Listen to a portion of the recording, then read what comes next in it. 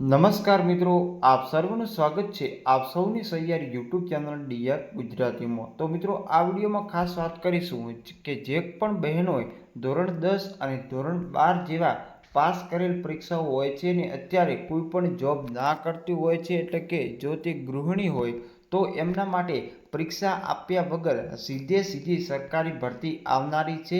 અને ખાસ કે જેમણે પીટીસી કરી છે એમના માટે તો આ ખૂબ જ સારી ભરતી છે। અને આ ભરતીની વાત કરવામાં આવે તો આંગણવાડી કાર્યકર અને તેડાગર તરીકેની ભરતી થતી હોય છે।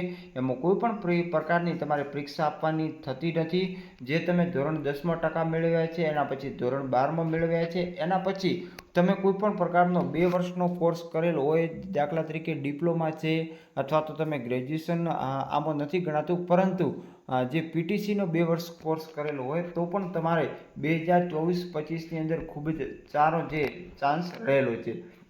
તો આ ભરતી માટે જે મેરિટ આધારિત થતી હોય છે, તો એમાં મેરિટની ગણતરી કઈ રીતે થતી હોય છે એનોય આ વિડીયોમાં સંપૂર્ણ આપણે માહિતી મેળવીશું। તો વિડીયો છેલ્લે સુધી જોતા રહેજો। અને જે બહેનોએ આપણી ચેનલ સબસ્ક્રાઈબ ના કરી હોય એ તમામ બહેનોને વિનંતી છે કે તમે ચેનલને સબસ્ક્રાઈબ કરી રાખજો, એટલે આગામી સમયમાં તમારા જિલ્લા વાઇઝ જે ખાલી જગ્યાઓ છે એની માહિતી પણ આપણે મૂકીશું। તો ચાલો વિડીયો શરૂ કરીએ।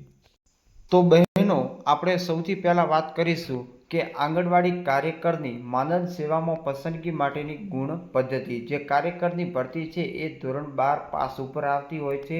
તો સૌથી પહેલાં ધોરણ 10 પાસની જે ટકાવારી છે એ કુલમાંથી 20 ગુણ આ ધોરણ 10ની જે પરીક્ષા છે એના ટકા ગણાશે।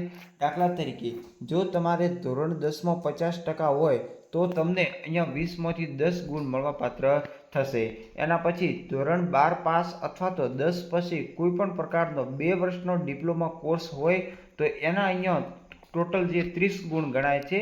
તો આમાં કે ધારો કે તમે 50% મેળવ્યા છે તો 15 ગુણ તમને અહીંયા પણ મળવાપાત્ર થતા હોય છે। એના પછી આગળ વાત કરવામાં આવે તો ધોરણ 12 પછી કોઈ પણ 2 વર્ષનો કોર્સ એટલે કે ડિપ્લોમા, પીટીસી, પર પીટીસી કે બીએડનો કોર્સ હોય અથવા તો સ્નાતક તમે કોર્સ કરેલો હોય તો એ પાસ કર્યાની ટકાવારીના 30 ગુણ મળવાપાત્ર થશે।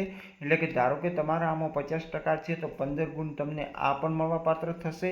એના પછી જો તમે અનામત સંવર્ગમાં આવો છો, એટલે કે એસસી, એસટી, પછી એસીબીસી અથવા તો આર્થિક રીતે પછાત વર્ગ, તો 10 ગુણ એના તમને સીધા મળી જશે। અને વિધવા જો લાગુ પડતું હોય તો સીધા તમને 10 ગુણ આના મળી જશે। એટલે કે 50 ગુણ આ જે પેજમાં તમે જોઈ શકો છો આના, અને 50 ગુણ આ પેજના, ટોટલ 100 ગુણમાંથી તમારું મેરિટ બનતું હોય છે। એ જ રીતે તેડાગરની જે ભરતી છે એ ભરતી બિલકુલ ધોરણ 10 પાસ ઉપર થતી હોય તો ધોરણ 8 પાસની જે ટકાવારી હોય છે એના પણ 20 ગુણ ગણાશે, ધોરણ 10ના 30 ગુણ, એના પછી ધોરણ 12 પાસ અથવા તો 10 પછી જે ડિપ્લોમા કરેલ હોય એના 30, અને અનામત હોય તો 10, અને વિધવા હોય એના પણ 10, એમ થઈ ટોટલ 100 ગુણની જે મહત્તમ મેરિટ બનતું એની અંદર જે તમે મેળવેલા ટકા છે એ મુજબ આમાં ગણાતા હોય છે।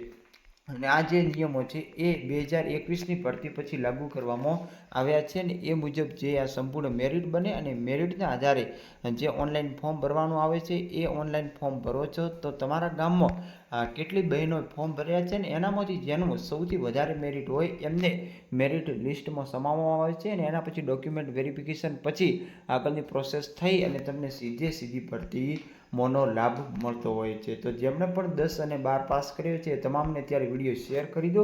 ભરતી આવશે એટલે ચોક્કસ તમને નોટિફિકેશન આપીશું વોટ્સઅપ ગ્રુપ અને ટેલિગ્રામ બંનેમાં। તો ફરી મળશું નવી અપડેટ સાથે નવ વિડીયોમાં। ત્યાં સુધી જય હિન્દ, જય ભારત, થેન્ક્સ ફોર વોચિંગ।